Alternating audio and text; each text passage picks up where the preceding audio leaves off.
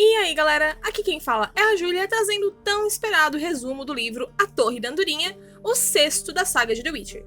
Todos os resumos dos livros anteriores já estão disponíveis no YouTube, Spotify e Castbox em O Megascópio.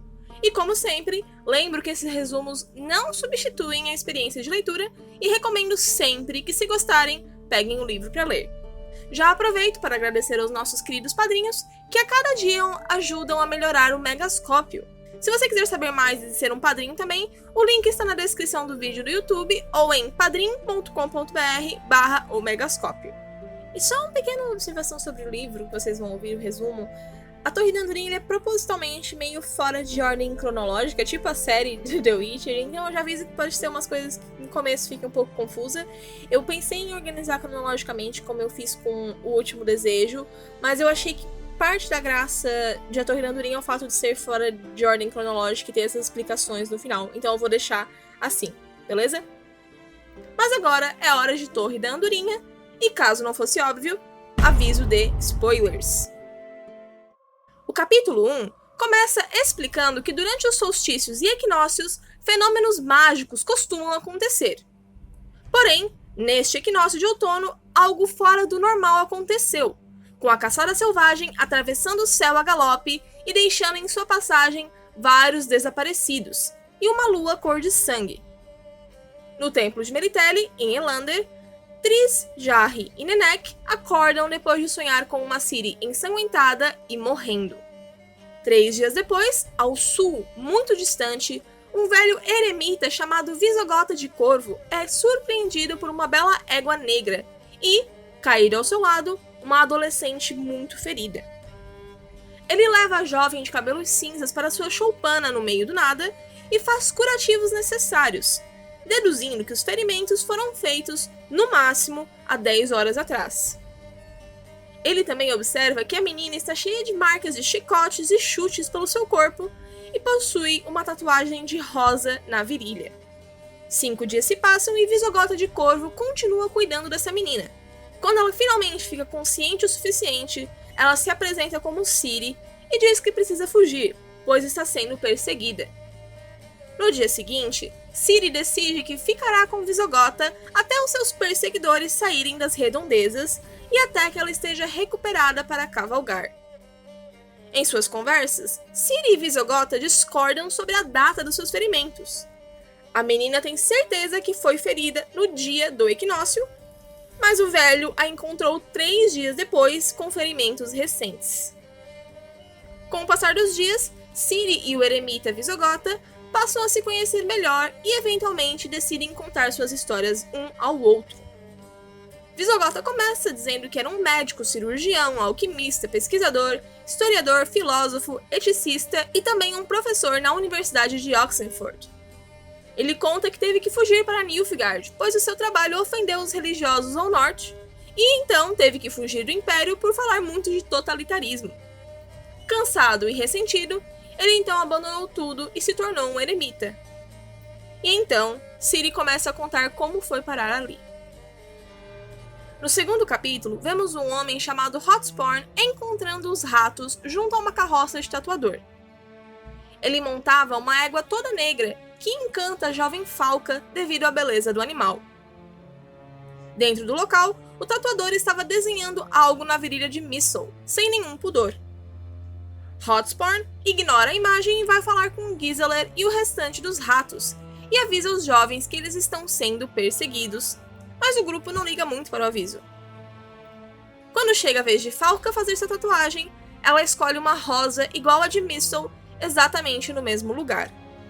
Enquanto Ciri era tatuada, Hotsporn pede que não levem os seus avisos na brincadeira, já que o temido Bonhart está no seu encalço. Esse homem tem uma grande fama de ser um assassino implacável e que não foi derrotado até hoje. Como solução, Hotsporn menciona uma anistia que será dada por Nilfgaard devido ao casamento do imperador com a Cirila de Cintra, fazendo com que Falca gritasse indignada com essas mentiras. Antes de partir, Hotsporn avisa mais uma vez que Bonhart está em uma cidade próxima chamada Ciúme. Isso faz com que os ratos decidam ir até lá e encerrar o assunto com suas espadas. Tudo isso está sendo contado por Ciri na cabana de Visogota, e ela conta como ela tentou fugir naquela noite, tomada pelos sentimentos trazidos pelas notícias de que Nilfgaard dominaria Cintra, de que ela, a herdeira de Cintra, estaria passando fome e frio, quando poderia voltar e recuperar o que era seu. Mas Missel a vê antes de sua partida. Em sua despedida, Ciri promete com carinho voltar para buscar Missel depois de recuperar o que é seu, e as duas se despedem dizendo "eu te amo". Então, Ciri alcança o Hotsporn, pedindo informações sobre o caminho até Cintra. Ele se oferece para acompanhá-la até certo ponto, pois é o mesmo caminho que ele está indo, e então Ciri passa a observar os olhares tarados do homem e deixa bem claro que não está atraída por ele. Entretanto, a atração da Ciri pela Égua Negra é inegável. Ela começa a lembrar dos ensinamentos de Yennefer e conta suas regras, preparando-se para uma possibilidade de se entregar ao homem, mas os dois são atacados por flechas de bandidos comuns e saem correndo para a floresta. Hotsporn é atingido nas costas e os dois descem dos cavalos, e o homem revela que a sua égua negra tem um penduricalho mágico que faz com que ela volte sempre para o seu dono. Os dois começam a decidir o próximo passo, e Hotsporn avisa que não importa o que acontecer, ela não deve ir à cidade de Ciúme, pois isso trará sua morte. Ele então começa a tatear os seus seios, ao qual a Ciri rejeita mais de uma vez, mas acaba cedendo por curiosidade. Entretanto, o Hotsporn acaba morrendo com a cabeça nos seus seios. Ela o enterra por ali rapidamente e usa a pulseira mágica de Hotsporn para chamar a Égua Negra, a qual ela chama de Kelp. E com ela, galopa velozmente até a cidade de Ciúme para avisar os seus amigos ratos do perigo iminente. Na cidade de Ciúme, vemos os ratos desafiando Bonhart, que pergunta se eles preferem morrer por bem ou por mal. Claro, o grupo ataca, e todos morrem, lenta e dolorosamente, em um massacre sangrento. Ciri chega no momento que Bonhart corta a barriga de Missel e, movida por um ódio mortal, ataca o caçador de recompensas. Durante a luta, Bonhart fica curioso com a perícia da jovem, já que Ciri usa o treinamento que aprendeu com Lambert em Kaer Morhen. E por isso, quando ele a derrota, ele não a mata, e sim a amarra, fazendo com que ela veja enquanto ele corta a cabeça de todos os seus amigos ratos. Alguns dias depois, os camponeses relatam tudo o que aconteceu em Ciúmes a Stefan Skellen, conhecido como Coruja, chefe de serviços especiais de Nilfgaard. No terceiro capítulo, vemos a narração de Jaskier em seu livro Meio Século de Poesia, contando o que aconteceu com o grupo depois da Batalha da Ponte, exatamente 30 dias depois de sua partida de Brokilon. Ele relembra da vitória liriana e dos papéis dos seus amigos na vitória, resultando com Geralt sendo nomeado cavaleiro, e que isso era perigoso para o grupo, já que Geralt havia se tornado procurado depois dos eventos de Thened, e que tanto Cahir quanto Milva, sendo descobertos, também estariam em perigo. Quando perceberam que estavam lentamente sendo assimilados ao exército liriano, que marchava para a direção oposta do grupo, eles decidiram fugir, levando consigo cavalos, uma mula e equipamentos. O grupo se encaminha para Cad-dû, com o intuito de encontrar os amigos druidas de Regis, na esperança de encontrar a Ciri. No caminho, Geralt continuava com seus pesadelos com a Ciri, e Jaskier estranhamente sonhou com Yennefer voando de um castelo, com várias feiticeiras lhe xingando, seguidas de imagens horrendas de tortura e pavor. Em Skellige, vemos Triss ouvindo um relato de pescadoras, que contam como Yennefer caiu dos céus dentro do mar e foi pega nas redes de seu barco. A pescadora então conta como levaram ela até Ardskellige, para o Duque Krah Ancrate, e não a viu desde então, porque a feiticeira havia cometido suicídio com magia. Jaskier continua descrevendo a sua jornada com o grupo, sobre a inteligência do vampiro Regis, o abalo de Milva depois do seu aborto, sobre a insistência de Cahir em dizer que não era Nilfgaardiano, e sobre a amizade formada entre eles após a Batalha do Pontão. Entretanto, Geralt ainda se ressentia do papel de Cahir nos pesadelos de Ciri. Em Nilfgaard, vemos o chefe do serviço de inteligência, Vathier de Rideau, ouvindo a indignação do imperador Emhyr, de que a verdadeira Cirila ainda não havia sido encontrada. Vathier insiste que o imperador se case com a falsa Cirila, já que ela traria a esperada estabilidade política, mas Emir insiste que somente a verdadeira servirá para os seus planos. Em seus aposentos, Vatier de Rideau desabafa com sua amante, conhecida como Cantarella, sem suspeitar que tudo que ela ouvia seria repassado para a feiticeira Assiri Var Anahid, membro da Loja das Feiticeiras. Já Geralt e seu grupo encontram um comboio de apicultores e pedem informações sobre como chegar a Cedd-Dû. Os apicultores chamam eles de loucos, já que os druidas têm famas de queimar os visitantes indesejados, mas ainda assim revelam que os druidas foram para o sul, não estando mais em Cedd-Dû. Os apicultores seguem na mesma direção e pedem proteção, pois devem passar por um lugar chamado Ermo Úmido, uma terra cheia de monstros. E então, o grupo segue ao sul, escoltando o comboio, beneficiando-se dos guias entre os apicultores e andando em uma marcha rápida. No quarto capítulo, vemos o que aconteceu com Ciri e Bonhart por dois pontos de vista. O da própria Ciri, na choupana de Visegota, e através do julgamento de uma mulher chamada Joanna Selborne, conhecida como Kenna, uma psionica, uma mulher capaz de ouvir pensamentos, se comunicar telepaticamente e fazer ordens mentais. Essa mulher havia sido recrutada por Stephen Skellen, o Coruja, e usou seus poderes pelos lugares que a Ciri passou para descobrir o que aconteceu com ela. De forma linear, em ciúme, logo depois de Bonhart matar os ratos, o caçador de recompensa levou Falca amarrada pelo pescoço. Numa taverna próxima, Leo Bonhart obriga Ciri a se despir para certificar-se de que ela não tem nenhum amuleto ou arma escondida pelo seu corpo. Durante todo o trajeto, ele bate na menina, tentando descobrir a sua verdadeira identidade. Os dois partem e Bonhart leva Ciri a um artesão de espadas para fazer uma arma sob medida para a menina. Lá, ele diz já saber quem ela é, mas terá prazer em forçar a informação dela antes de matá-la. O artesão então oferece uma arma perfeita, uma mandala élfica com gravações simbólicas, uma guirlanda do destino, uma torre atingida por um raio e uma andorinha. A espada se chama Zirael, o nome da Ciri em élfico. O artesão também pega os indícios de quem realmente é a Ciri e dá a espada de graça para a menina, dizendo estar servindo o destino. Em outra cidade, Bonhart leva Ciri a uma arena de lutas, oferecendo ela como entretenimento. Em meio aos nobres, nojentos e sedentos pelo entretenimento da arena, Bonhart força Ciri a usar Fishtech, uma droga semelhante à cocaína. Entorpecida, tremendo de euforia e com os sentidos aguçados, a menina é jogada na arena. A cada desafiante que entrava na arena, Ciri se recusava a matar, mas se defendia com sua espada de forma habilidosa em um espetáculo sangrento. Bonhart, assistindo, reconhecia os movimentos de alguém treinado pelos bruxos de Kaer Morhen. No quinto capítulo, o grupo de Geralt chega ao destino dos apicultores, e eles partem em direções diferentes, agora adentrando oficialmente no território Nilfgaardiano. Nesse momento, faltavam 6 dias para o equinócio de outono. Enquanto Geralt e Jaskier conseguiam mais informações sobre os druidas na cidade, o bruxo é convocado para falar com o prefeito, que tem algo muito interessante para contar. No recinto, entra uma menina que Geralt tem certeza que é Ciri, ou pelo menos lembra muito a menina para Geralt.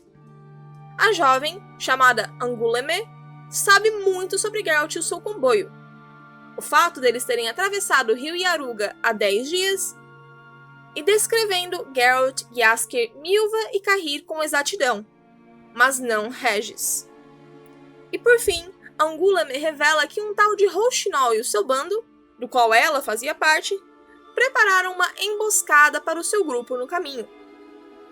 A ordem havia sido dada por um meio-elfo, que foi quem deu todas essas informações. O prefeito tem uma proposta: que Geralt finja cair na emboscada e pegue o Rouxinol para ele, pois o bandido é muito procurado e evasivo. Como parte do acordo, o prefeito demorará um pouquinho para contar sobre a passagem do bruxo na sua cidade à inteligência nilfgaardiana, dando tempo para que eles cheguem em segurança a Toussaint, onde estão os druidas que o bruxo procura. Geralt concorda, adicionando apenas uma cláusula, que ele possa levar a Angoulême, que estava sentenciada à forca, consigo. Geralt relata tudo isso ao grupo, que ficam muito surpresos e apreensivos. Ninguém sabe quem é o tal do meio-elfo e por que ele quer matá-los, mas sabem que terão que encontrá-lo para descobrir quem é o seu chefe. Angoulême então avisa que a rança do Rouxinol é muito letal. Cahir então explica que uma rança significa uma organização armada, unida por laços como o de amizade, e que ali havia uma rança e seu líder era o Geralt. Enquanto formam um plano, o bruxo deixa bem claro que não quer que Cahir o acompanhe, pois ele não confia nele e suspeita que ele possa ter traído o grupo. Uma discussão surge entre os dois e rapidamente vira uma luta, a qual Milva interrompe batendo vigorosamente em Geralt e Cahir com uma cinta. Na manhã seguinte, enquanto preparam-se para continuar o caminho, Geralt pede desculpas e revela o verdadeiro motivo do seu mau humor. Ele acha que o fato de Regis não ter sido descrito indica que quem quer que seja que saiba tanto sobre o grupo, soube por meio de magia, já que Regis, por ser um vampiro, seria imune. E ele suspeita de alguém que já foi muito próxima dele tenha o traído. E por fim, revela que há 2 noites atrás, na noite do equinócio de outono, ele e Cahir sentiram que Ciri havia morrido, e agora só restava a vingança. Na choupana de Visegota, Ciri conta que depois da noite da arena, Bonhart a trancou num porão e a espancou até que ela revelasse sua verdadeira identidade, e que naquela noite ela sonhou com Geralt pela primeira vez desde Tenet. Ela sonha com a conversa que Geralt terá com seus companheiros no futuro, e em seu sonho, ela grita que ele está errado, que o equinócio ainda não havia passado, ela não estava morta e que ele estava errado em acusar Yennefer de traição. No 6º capítulo, Regis, Milva e Jaskier se encaminham para a fronteira de Toussaint e seguimos o grupo formado por Geralt, Cahir e Angoulême, se aproximando da emboscada da rança do Rouxinol. No caminho, a jovem revela que era filha ilegítima de uma nobre sintrense e que depois da guerra com Nilfgaard, ela acabou parando em um prostíbulo, onde, depois de muitos anos de abuso, ela e outros do local mataram os responsáveis por tudo e fugiram, entrando numa vida de bandidagem. E por fim, Geralt a salvou da pena de morte, depois de ter sido capturada por soldados nilfgaardianos. A jovem leva os dois até uma mina, e lá, Angoulême se gaba de ter matado o bruxo, chamando a atenção de um meio-elfo que chama o trio para conversar. Seu nome era Shirhu, e ele pede mais detalhes da morte do bruxo e dos seus companheiros. Como prova do ocorrido, Geralt entrega o seu medalhão de lobo, dizendo que foi retirado do cadáver da vítima. Mas logo fica claro que o meio-elfo não acreditou na mentira, quando ele pega Angoulême pelos cabelos e coloca uma faca na sua garganta. E em minutos, eles se veem cercados por soldados nilfgaardianos e o Rouxinol com seus capangas. O trio é levado ao pátio, enquanto Shirhu se gaba por ter matado os parceiros de Geralt, Codringer e Fen, a mando do mago Vilgefortz. Entretanto, tudo é interrompido por um ataque surpresa de rebeldes contrários à ocupação do Império Nilfgaardiano na região. No caos, o trio foge a galope, mas Cahir foi ferido na cabeça e não consegue se manter no cavalo. Então Geralt manda Angoulême encontrar Regis, Milva e Jaskier e avisá-los do perigo, enquanto ele fica para trás com Cahir. O ferimento na cabeça do Nilfgaardiano que não era Nilfgaardiano era grave, e Geralt passou a carregá-lo nas costas. Mesmo com a dor no joelho, ele continuou floresta dentro, até encontrar um lugar para passar a noite. Na manhã seguinte, Cahir estava consciente e fala que Ciri não está morta, já que ele sonhou com ela de novo.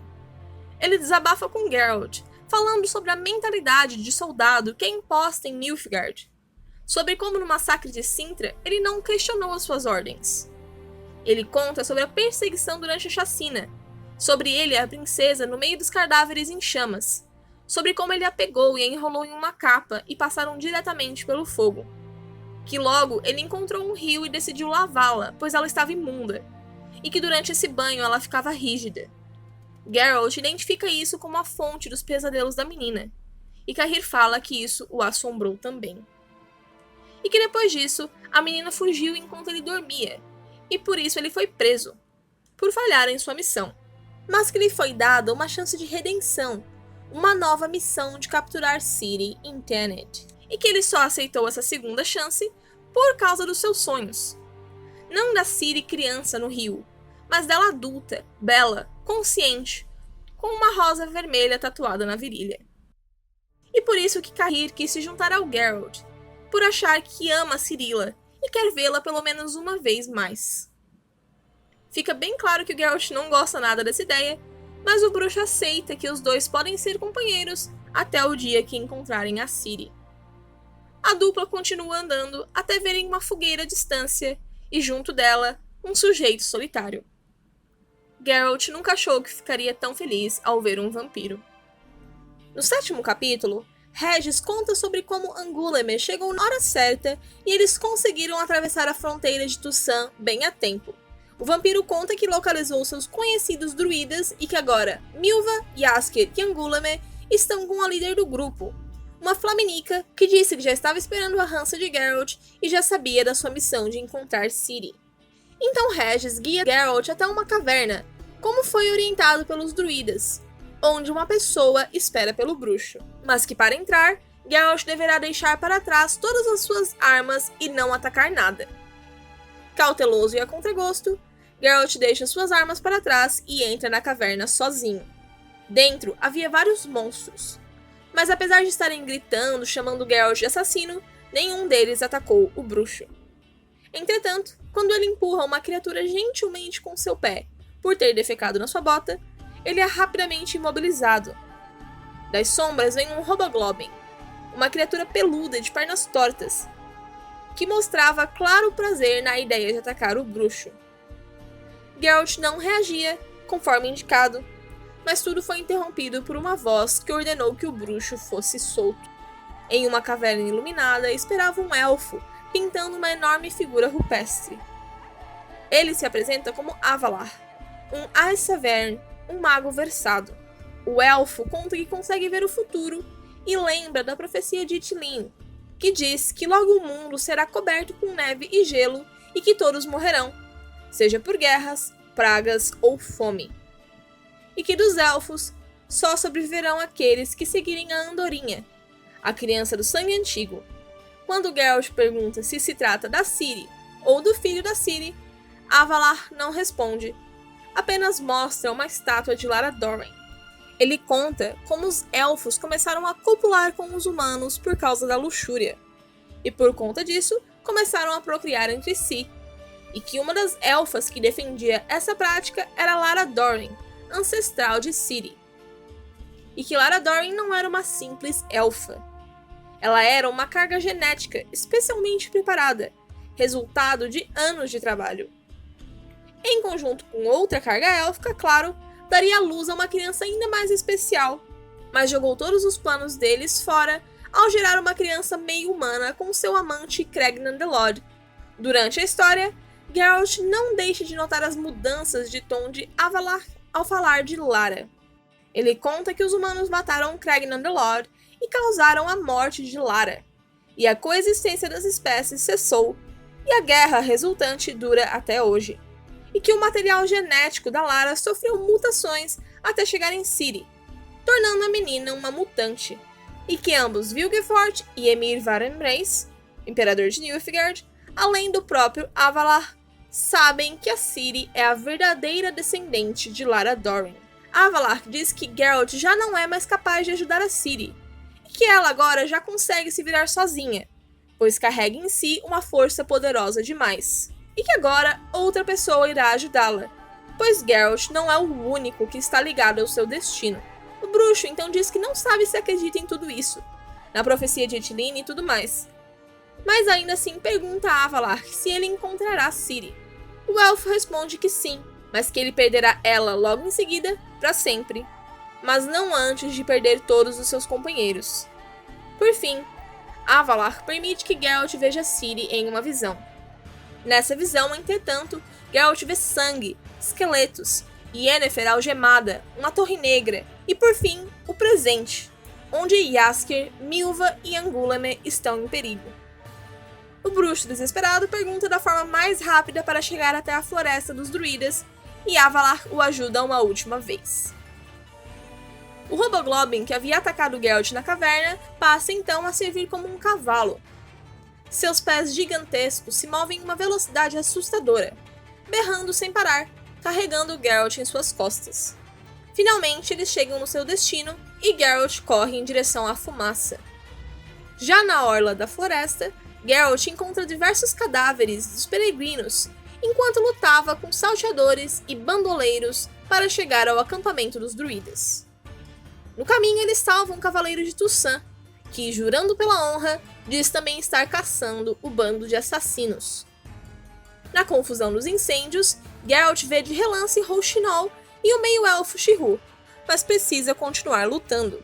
Depois de levar um golpe na orelha e começar a ficar lento por sua dor no joelho, Geralt é resgatado por Milva e suas flechas.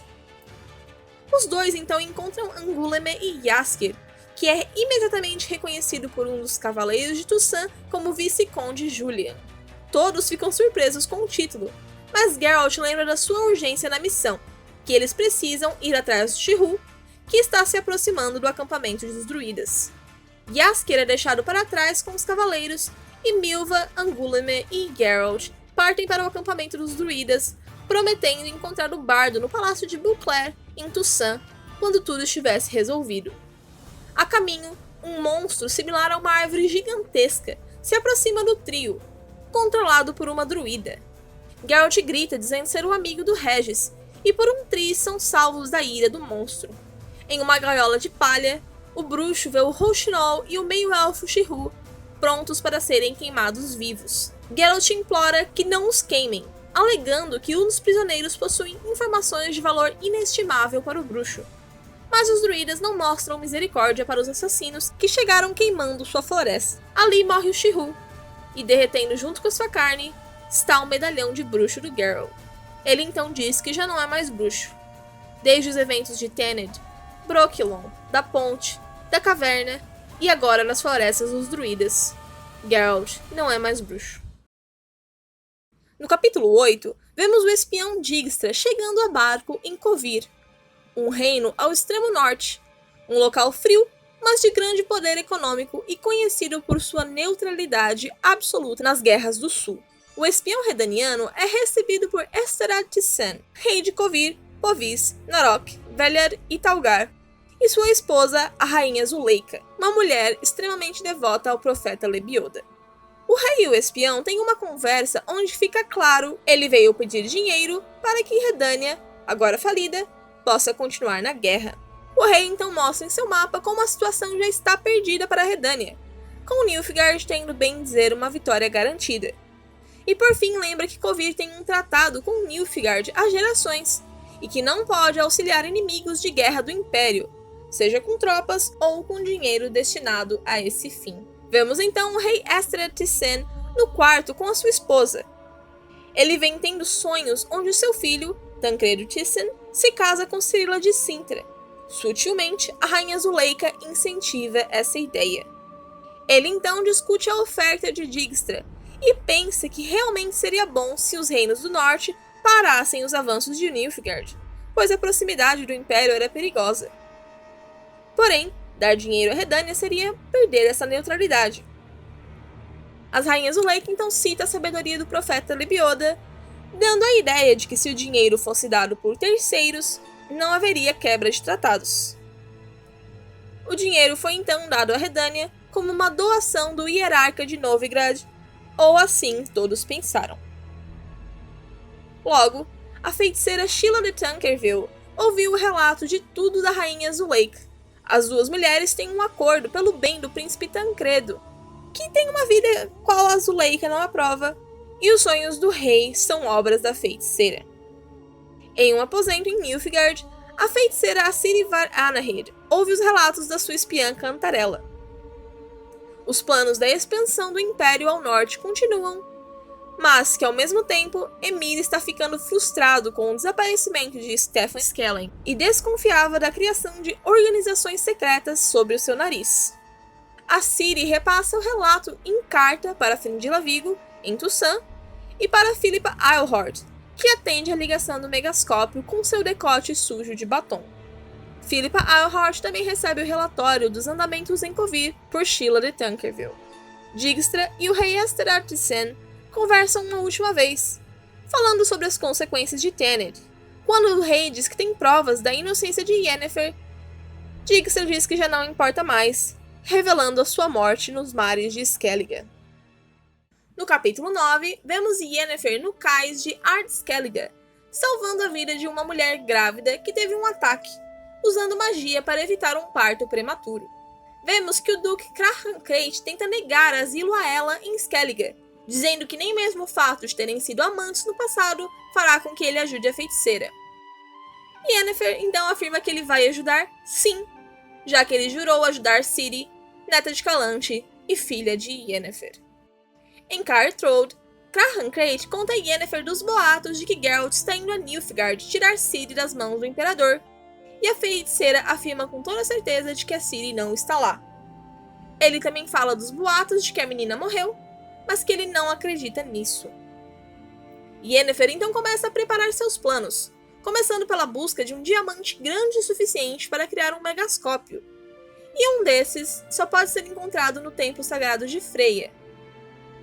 Lá eles são recebidos pela alta sacerdotisa, que recebe a feiticeira de braços abertos depois de ter presenciado a cena com a grávida no cais. Entretanto, remover o diamante da Freya é ir longe demais, sem dizer impossível, pois o mesmo está fixo na estátua. Mas ainda há uma chance. A sacerdotisa pede que Yennefer fique e reze por Ciri. Sem perceber, em sua concentração no diamante, a feiticeira entra em um transe. No sonho, a sacerdotisa lhe pergunta: quanto você está disposta a sacrificar, Yennefer? Yennefer discute, com ego e orgulho. Não cairá nas ilusões de uma religião na qual ela nem acredita. Mas ainda assim, vê flashes do seu passado como corcunda, apanhando dos pais. Sente uma terrível dor nas mãos e vê os seus dedos massacrados. Uma torre negra. Vê Ciri a galope em uma égua, sangue escorrendo do seu rosto. Geralt lutando em uma ponte. O bruxo e Fringilla compartilhando prazer.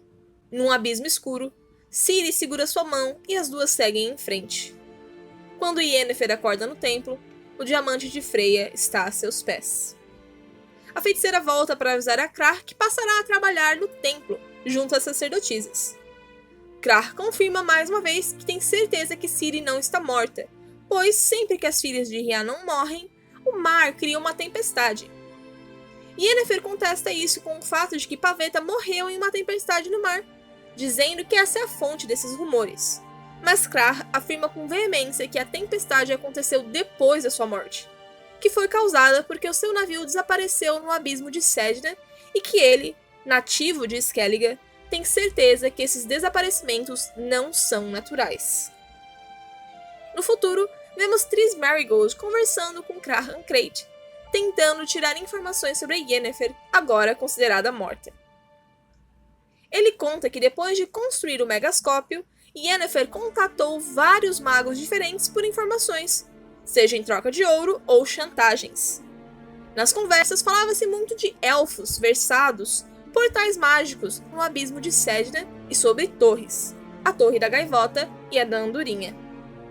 Em uma conversa entre Ciri e Visegota, é explicado que o portal da Torre da Gaivota em Thanedd supostamente levaria à Torre da Andorinha, mas como estava danificado, em vez disso acabou deixando a Ciri no deserto. O eremita então pensa em uma possibilidade. Se Ciri encontrar a Torre da Andorinha, será levada a Thanedd, e lá estará longe das mãos das pessoas que a perseguem. E assim a dupla vai atrás de livros para tentar encontrar a localização da Torre da Andorinha, Dor Zirael, e descobrem que ela está a 300 milhas dali, uma torre mágica, que assim como o portal em Tor Lara, na Torre da Gaivota, apareceria somente para Ciri. Em Skellige, Triss pede que Krark conte como Yennefer decidiu ir até o abismo de Cedna. Krarr lembra do momento que Yennefer percebe que precisará seguir sem um plano concreto, da mesma forma que Geralt. Assim, ela pede uma tripulação de somente voluntários. Homens de Skelliger que não têm medo da possível morte. Hjalmar, filho de Krarr e amigo de infância da Ciri, insiste em acompanhá-la nessa missão. Antes de partir, a feiticeira usa o seu megascópio para fazer uma última ligação, sem que ninguém a ouça. Do outro lado atende Triss, mas Yennefer percebe automaticamente que algo está errado. Apesar de tentar negar, Yennefer sabe que Triss não está sozinha e então aparece Philippa Eilhart, deixando implícito que as duas estavam juntas. Philippa deixa bem clara a noção de que quem não está com a loja está contra ela. Mas, no desespero, Yennefer tenta resgatar um último fio de esperança. Ela diz que falará o que sabe sobre o paradeiro de Ciri às duas feiticeiras por algumas condições. Sabendo que a missão que planejava podia resultar na sua morte, Yennefer pede a Triss e Philippa que, se morrer, revelem ao mundo que ela nunca traiu Geralt e Ciri por Nilfgaard, mas é negada, pois será mais fácil manipular Ciri se a menina pensar que Yennefer a traiu. Ela pede então que não revelem ao mundo, mas pelo menos ao Geralt, por troca das informações que ela tem, e é mais uma vez negada, pois Geralt pode tentar vingar sua morte. Em uma última tentativa, ela então implora que salvem a vida do Geralt, e mais uma vez é negada, afirmando novamente que a Ciri será mais fácil de ser manipulada pela loja se os dois estiverem mortos. Quando Triss pede perdão, Yennefer deixa claro que nunca perdoará. Quando se aproximam do abismo de Sedna, Yennefer pede que seus homens passem para uma outra embarcação, incluindo Hjalmar. Somente o mínimo dos homens a acompanhariam até o abismo. Os que ficaram para trás viram quando um redemoinho não natural surgiu e, de forma mágica, o navio onde a feiticeira estava sumiu. No capítulo 10, vemos Joanna Selborn, conhecida como Kenna, a mulher que havia sido recrutada por Stefan Skellan, o Coruja, para usar os seus poderes e identificar o paradeiro de Ciri através dos lugares que ela passou. Por conta dessa ajuda, ela podia ser condenada por traição ao Império Nilfgaardiano.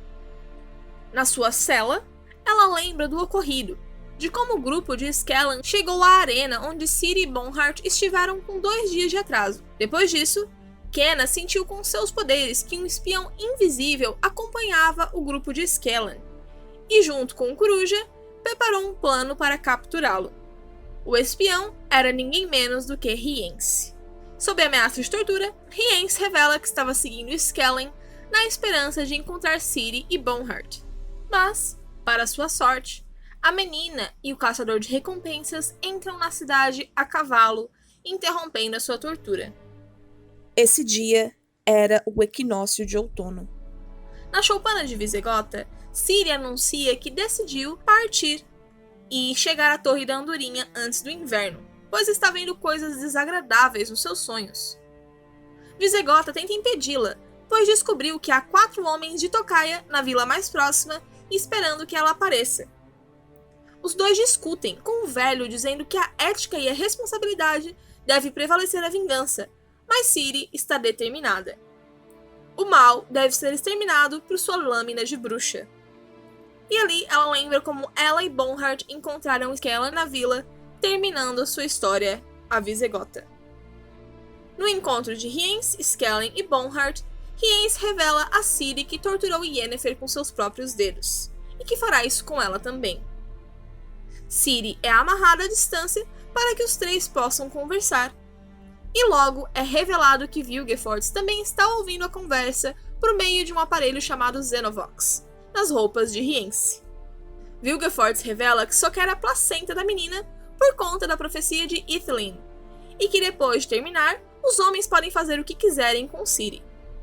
É revelado o motivo da traição de Stefan Skellan ao Imperador, dizendo que ele está agindo em nome de príncipes nilfgaardianos que queriam que suas filhas casassem com o Imperador em vez de Cirila, mas que sua verdadeira intenção é tornar o Império em uma democracia. Vilgefortz, por fim, faz uma proposta aos 2 homens.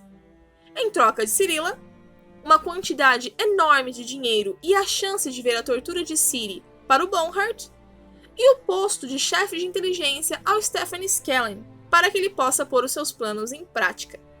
E por fim, Vilgefortz revela que há um espião de Vattier de Rideau entre os homens de Skellen. Quem estava mantendo guarda de Ciri era Kenna Selborne e o traidor do grupo. E é claro, a Psionica ouve os pensamentos do homem entrando em um conflito. Ajudar o homem leal ao imperador ou manter-se fiel ao grupo ao qual ela foi contratada. Para se decidir, ela tenta ler os pensamentos de Ciri, mas a jovem a bloqueia usando os ensinamentos de Yennefer e reativando seus talentos mágicos que haviam sido rejeitados no deserto há tanto tempo atrás. Isso causa um sangramento no nariz de Kenna e o traidor usa a oportunidade para libertar Ciri, que pega Kelp e cavalga em uma fuga desenfreada. O alarme é soado e todos correm atrás de Ciri, que é acertada no rosto por uma Orion lançada por Skellen, uma espécie de estrela ninja. Mesmo sangrando, a menina galopa furiosamente. Depois de 3 milhas, o rastro da sua égua simplesmente desaparece, como mágica. Naquela noite, a caçada selvagem voou sobre o céu. Na choupana de Visegota, Ciri pinta as pálpebras com carvão, parecendo um demônio, e, agradecendo a tudo que o velho fez para lhe ajudar, ela parte. Logo, Ciri aparece na vila onde Visegota avisou que haveriam homens de Tocaia esperando sua presença. Quando ela entra, eles falam: "Finalmente pegamos Falca." E ela responde: "Não sou Falca, sou Ciri de Kaer Morhen." E com precisão e habilidade, ela mata a todos. Em sua choupana, Visegota acorda com uma dor extremamente forte explodindo no seu peito, e seus últimos pensamentos são desejos de que Ciri fique protegida. O capítulo 11 começa com Nenneck se despedindo das noviças que estão partindo do templo de Meritelli para ajudar os feridos na guerra.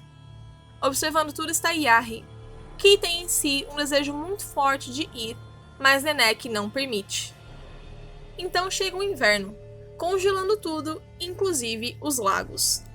Na estrada, um velho pescador é parado por uma jovem em uma bela égua negra, perguntando o caminho para o lago Tarnmira.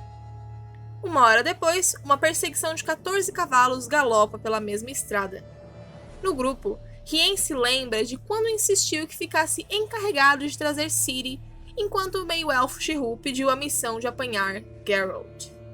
Nas suas memórias, Yennefer é acordada aos chutes por Rience. Vilgefortz remove o pingente de estrela da feiticeira e a leva a um laboratório. Yennefer havia sido sugada por um portal enviado por Vilgefortz no abismo de Sedna, na forma de um redemoinho, confirmando a suspeita de Krar. Os desaparecimentos naquele local não eram naturais.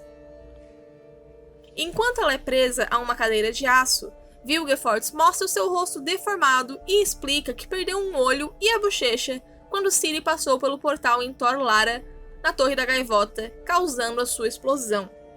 Então, ele explica por que ele arriscou entregar a sua localização para capturar Yennefer no abismo. Vilgefortz havia tentado detectar Ciri de todas as formas, mas devido às proteções naturais da menina, todas falharam. Mas com Yennefer, ele poderia criar uma matriz empática, um elo que só é possível quando existe um contato emocional muito forte. Mas mesmo sob a imensa tortura causada pelo aparelho e pela destruição causada nas suas mãos na tentativa de fazê-la ceder, Yennefer não entrega Ciri.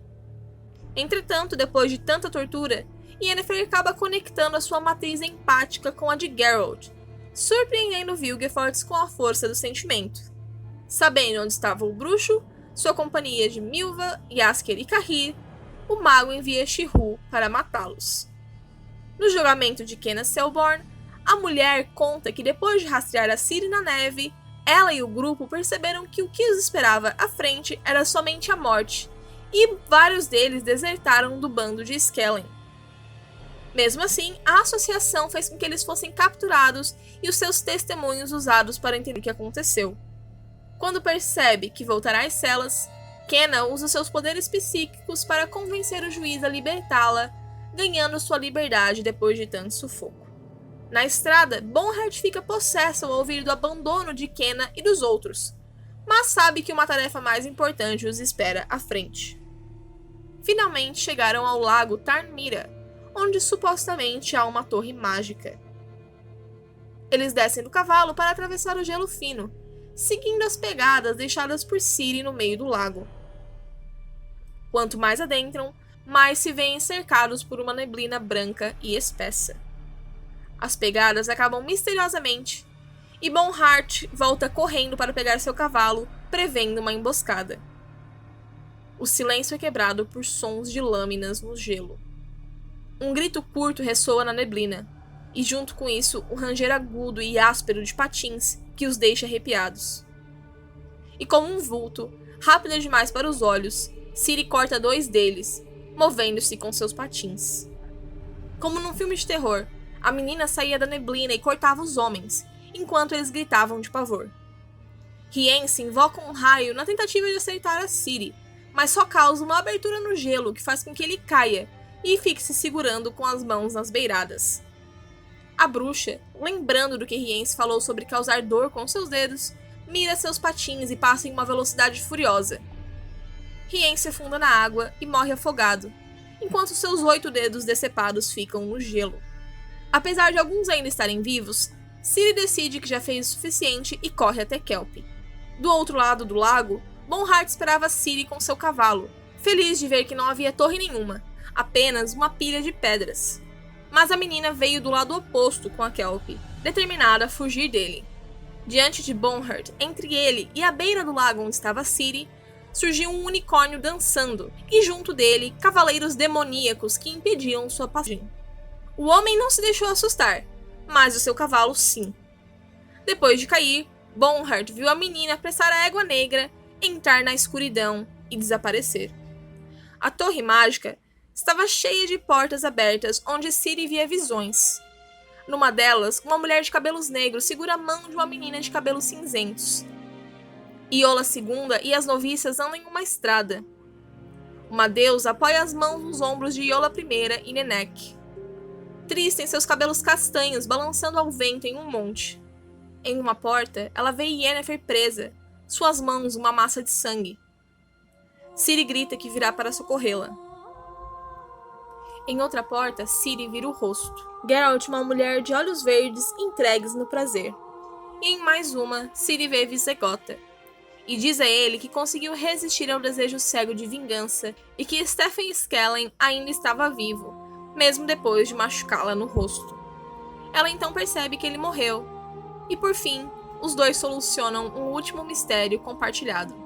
Já sei o que aconteceu com seus dias perdidos. O que aconteceu no deserto de Korath. Como você conseguiu desaparecer na perseguição. Ciri tem o poder sobre o tempo e o espaço, graças ao seu sangue antigo. Ela é a Senhora dos Mundos. Durante a perseguição onde ela foi machucada, no dia do solstício, Ciri fugiu viajando no tempo. Por isso, Visegota a encontrou 3 dias depois, enquanto para ela apenas algumas horas haviam passado. E ali, eles dizem adeus uma última vez. Seguindo na torre, Ciri encontra um lago cercado de unicórnios e um elfo de cabelos claros, que pergunta por que demorou tanto.